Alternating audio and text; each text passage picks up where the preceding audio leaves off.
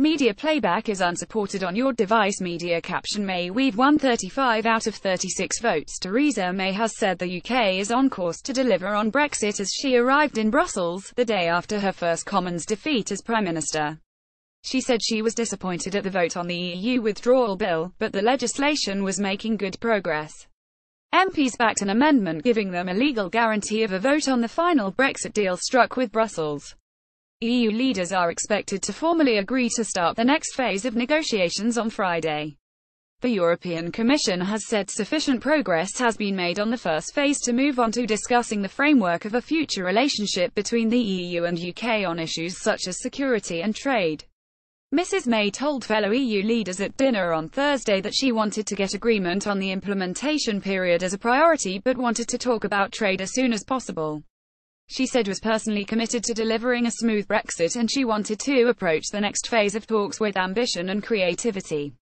Speaking to reporters earlier, she said, "I'm disappointed with the amendment, but actually the EU withdrawal bill is making good progress through the House of Commons and we are on course to deliver Brexit." Asked whether she felt she would have to compromise more to win over rebels from her own party, she told BBC political editor Laura Kuntzberg, "We've actually had 36 votes on the EU withdrawal bill, and we've won 35 of those votes with an average majority of 22. Mrs May lost by just 4 votes, as MPs backed an amendment to the EU withdrawal bill by 309 to 305. Labour leader Jeremy Corbyn described it as a humiliating loss of authority for the PM and warned that his party would vote against another bit of the bill, the plan to put a fixed Brexit date into law. He said setting an arbitrary date was not sensible and there should be some flexibility. What difference does this defeat make? Media playback is unsupported on your device. Media caption: Brexit is unstoppable and MPs will not block it, says Boris Johnson. It will not derail Brexit, but MPs who voted against the government hope it will give them a bigger say in the final deal. Theresa May strikes with Brussels. BBC Brussels reporter Adam Fleming said that as other EU leaders also run minority or coalition governments, they would see the vote defeat as a small-scale domestic political issue. The government had promised a meaningful vote for MPs on the final Brexit deal, but this defeat means that promise now has legal force and must happen before any UK-EU deal is implemented in the UK. Ministers had wanted to be able to start implementing any deal as soon as it was agreed in case, for instance, it was only agreed at the last minute. BBC political editor Laura Kuntzberg said it would embolden the opposition and showed there was a majority in Parliament against a hard Brexit. Cabinet Minister Jeremy Hunt told the BBC the vote was not going to stop Brexit. How the government was defeated: Labour joined forces with the SNP, the Liberal Democrats and the Green Party in a cross-party alliance. If all Conservative and DUP MPs had voted against the amendment, the government would have won. But 11 Conservatives resisted the arm-twisting by their party managers to vote with the opposition. The Tory rebels were Dominic Grieve, Heidi Allen, Ken Clarke, Jonathan Ginogly, Stephen Hammond, Sir Oliver Heald, Nicky Morgan, Bob Neill, Antoinette Sandbach, Anna Soubry and Sarah Wollaston. Another Conservative MP, John Stevenson, officially abstained by voting for and against the amendment.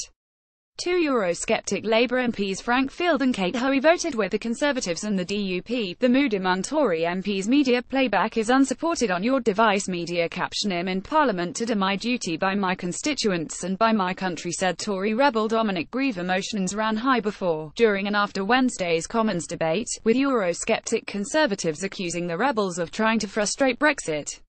In dramatic scenes, the rebels shouted "too late" as Justice Minister Dominic Raab announced a concession shortly before voting began, and Tory whips could be seen attempting to twist the arm of MPs thinking of voting against the government. Leading rebel Anna Soubry said she had found a woman MP upset and shaken on Tuesday evening after a whip tried to persuade her not to revolt. She told MPs on Thursday morning that none of the rebels took any pleasure in defeating the government, adding that nobody drank champagne.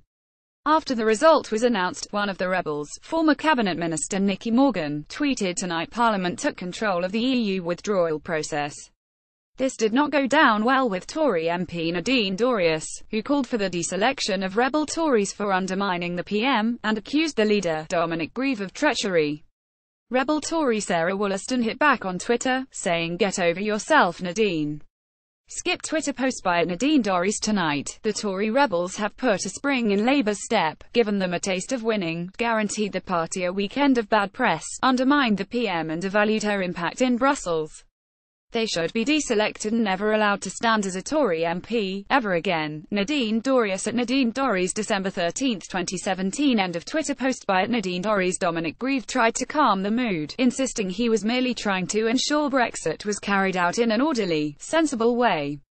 Media playback is unsupported on your device. Media caption: there were cheers from the opposition benches as the result was announced. Analysis: BBC political editor Laura Kuntzberg. It's certainly true that the Tory party is so divided over how we leave the EU that the parliamentary process was always going to be very, very choppy.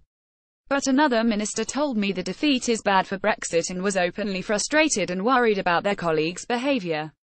Read the rest of Laura's blog. Back to Brussels for another summit. Theresa May has travelled to Brussels to attend a dinner with the 27 other EU leaders, at which she will urge them to approve an agreement to move Brexit talks on to a second phase. They are all but certain to agree. Talks could then start next month on the two-year transition period. The UK wants to ease it out of the EU after it formally leaves in March 2019. But the EU wants more detail from the UK government before starting talks on a future relations, including trade with the UK. Brexit Secretary David Davis has said he wants to complete the substantive portion of trade negotiations by March 2019, leaving open the possibility that the detail will be hammered out during the two-year transition period. Media playback is unsupported on your device. Media caption: Isaac game over for Brexit. The EU withdrawal bill. What is it?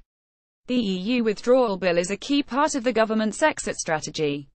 Its effects include ending the supremacy of EU law and copying existing EU law into UK law, so the same rules and regulations apply on Brexit Day. MPs have been making hundreds of attempts to change its wording, but Wednesday's vote was the first time one has succeeded.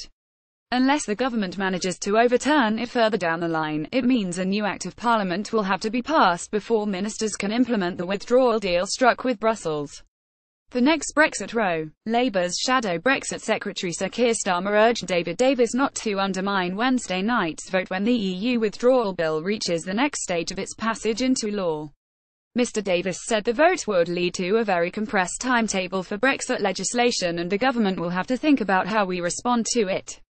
There is also a row brewing over a vote next week on putting the precise date and time of Britain's exit from the EU 11 p.m. on the 29th of March 2019 into law. Sir Keir described the vote as the next accident waiting to happen, telling Mr Davis rather than repeat last night's debacle, will the government now commit to dropping that ill-conceived gimmick? Mr Davis told Sir Keir, unlike him, I do not view votes of this House of Commons as accidents. They are decisions taken by the House, and that decision we respect, as we will the next one. Lib Dem Brexit spokesman Tom Brake also warned the Prime Minister she was heading for defeat if she did not drop the silly idea of enshrining the Brexit date and time in law, adding Parliament has now shown it is not prepared to be bullied.